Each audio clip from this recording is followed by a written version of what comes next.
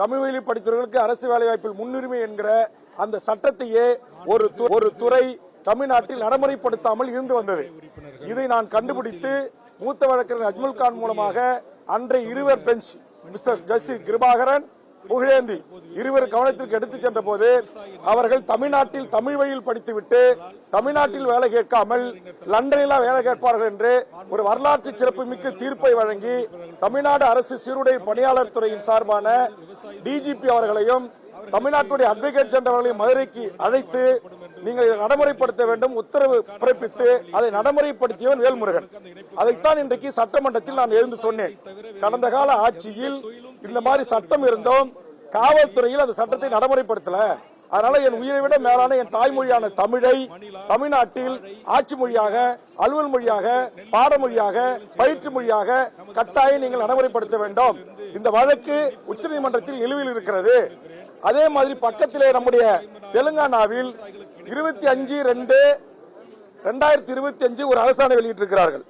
அதுல என்ன அந்த அரசாணை சொல்லுது அப்படின்னா, தெலுங்கானால இருக்கிற சிபிஎஸ் ஸ்கூல் உள்பட சிபிஎஸ், ஐசிஎஃப், ஐபி எல்லாமே மத்திய அரசுடைய கட்டுப்பாட்டில் இருக்கிற பள்ளிகள், இன்டர்நேஷனல் பள்ளிகள், இந்த பள்ளிகளிலும் கண்டிப்பாக தெலுங்கை நீங்கள் படிக்க வேண்டும் என்று உத்தரவிட்டிருக்கிறது. அதுபோன்று தமிழக அரசும் உத்தரவிட வேண்டும் என்கிற கருத்துக்களை சட்டமன்றத்தில் பதிவு செய்தேன். நான் என்ன சொல்ல வருகிறேன் என்பதை புரிந்து கொள்ளாமலேயே அதிமுக உறுப்பினர்களும் எழுந்து கத்துகிறார்கள். அங்கே அமைச்சரவையில் இருக்கிற சேகர்பாபு போன்ற அமைச்சர்களும் எழுந்து கத்துகிறார்கள். நான் பேசுவதற்கு வாய்ப்பு கேட்டு போராடி கொண்டிருக்கிறேன். வாய்ப்பு மறுக்கப்பட்டது.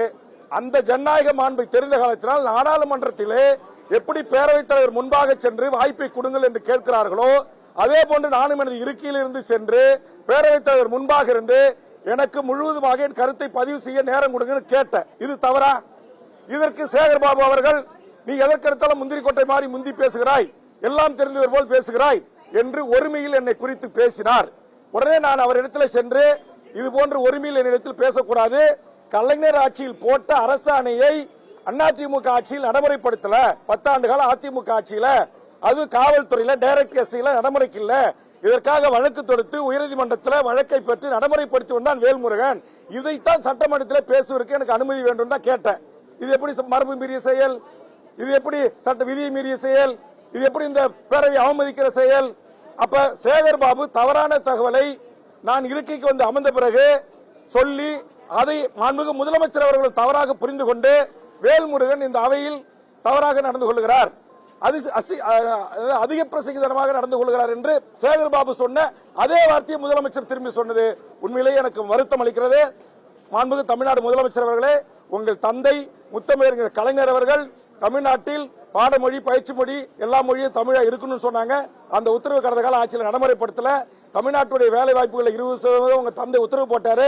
அது அதிமுக ஆட்சியில் ஓபிஎஸ் இருக்கும்போது இந்திய நாட்டை சேர்ந்த எவர் வேண்டுமானாலும் தமிழ்நாட்டுடைய டிஎன்பிசி குரூப் 1 உட்பட எல்லா பதவிகளிலும் தேர்வு எழுதி வரலான்னு சொன்னாங்க. அதற்காக போராட்டம் நடத்தி, முற்றுகை போராட்டம் நடத்தி தொடர்ந்து நான் வலியுறுத்தின.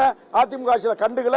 நீங்களாச்சு சட்டத்தை திருத்துங்கன்னு சொல்லி நான் தான் சட்ட திருத்தத்துக்கு முன்மொழிந்த அந்த அடிப்படையில் தான் கடந்த கூட்டத்தொடரில் அண்ணன் பழனிவேல் பிடிஆர் அமைச்சராக இருக்கின்ற போது தமிழ் வழியில் படித்தவர்களுக்கு 40% மதிப்பெண் எடுக்கணும், அல்லது இந்திய நாட்டை சேர்ந்த எவர் வேண்டுமானாலும் தேர்வு எழுதலாம், எவருமானாலும் உள்ள வரலாம்னு நிலை இருக்கு, அது கூடாது. அப்படி உள்ள வந்துட்டானா டைரக்ட் விஓ பதவியிலிருந்து ஆர்டிஓ, நேற்று நான் சொன்னேன், இங்க வந்து ஆர்டிஓ பதவி, டிஎஸ்பி பதவி, மேஜிஸ்ட்ரேட் பதவி, டிஸ்ட்ரிக்ட் ரிஜிஸ்ட்ரார் பதவி, அசிஸ்டன்ட் கமிஷனர் கமர்ஷியல் பதவி என்று எல்லா பதவிகளிலும் தமிழ்நாட்டில் இன்னும் 25 வருஷம் கழிச்சு எல்லா வடநாட்டுக்காரன், பீகார் இந்திய தாய்மொழியாக கொண்டவனதான் இருப்பான். இந்த நிலைமையை உடனே தமிழ்நாட்டில் எந்த கட்சியும் கிடையாது. நான் ஒரு ஆள் பேசினா சட்டத்தை கொண்டு வந்தேன். தமிழ்நாட்டில் 156 கட்சி வாயா திறக்கல. இன்னைக்கு அதிமுக ஆட்சியில் ஒரு பெரிய அநியாயம், அக்கிரமம் தமிழ் மக்களுக்கு ஏற்பட்டிருக்கு. நான் கேட்கிறேன், என்னுடைய நாட்டுக்கு கோட்டாட்சியராக எப்படி இந்திக்காரனை ஏத்துக்க முடியும்? தாசில்தாராக எப்படி ஏத்துக்க முடியும்? அதை சொல்றாங்க அரசாணையில அதிமுக ஆட்சி தமிழர்களுக்கு செய்த மாபெரும் துரோகம்.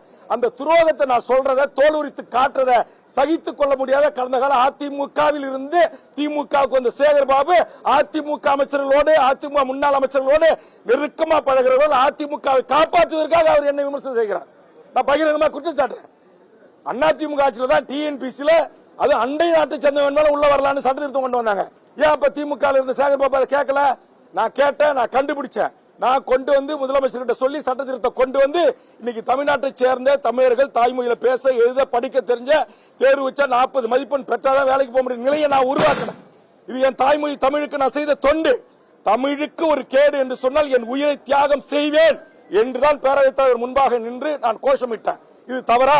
என் தாய்மொழியை அழிக்க நினைக்கிற என் தாய்மொழியை இன்றைக்கு பயிற்று மொழியாக, பாடமொழியாக, தொடர்பு மொழியாக, அலுவல் மொழியாக இல்லாம இங்க எல்லாத்திலையும் ஆங்கிலம், எல்லாத்திலையும் ஹிந்தி போயிட்டு இருக்கு. அதெல்லாம் நான் சொல்கிறேன், என் உயிரை விட மேலான என் தாய்மொழிக்கு ஒரு இழக்கு என்றால், ஒரு அவமானம் என்று சொன்னால், இந்த சட்டமன்றத்தில் என் தாய்மொழி குறித்து நான் பேசுவதற்கு நேரம் கிடைக்கவில்லை என்று சொன்னால், பேரவைத் தலைவர் முன்பாக சென்று பாயிண்ட் ஆஃப் ஆர்டரை எழுப்பி நேரத்தை கேட்டு பேசுவதற்கான உரிமை மக்களால் தேர்ந்தெடுக்கப்பட்ட சட்டமன்ற உறுப்பினராக இருக்க எனக்கு இருக்குது. இது எந்த விதத்தில் விதிக்கு முரணானது அல்ல. 3 முறை சட்டமன்ற உறுப்பினராக இருக்கிற ஒருவன் விதிகளை முரண்பாக்க நான் கேட்கிறேன். கவர்னர் வரும்போது போய் அங்க நின்று ஜனநாயக ரீதியா பதாகை பிடிக்கிறதுக்கு முழக்கம் போடுறதுக்கு அனுமதிக்குதா? கடந்த காலத்தில் அனுமதிச்சிருக்கீங்களா? அப்ப அதிமுக உறுப்பினர் தினந்தோறும் பேரவைத் தலைவர் முன்பாக வந்து உட்கார்ந்து மறியல் பண்றாங்களா இல்லையா? முழக்கம் பண்றாங்களா இல்லையா? அது மரபு வீதியை செய்யலாம். தகராறு பண்ணல, எந்த வம்பு தும்பும் பண்ணல.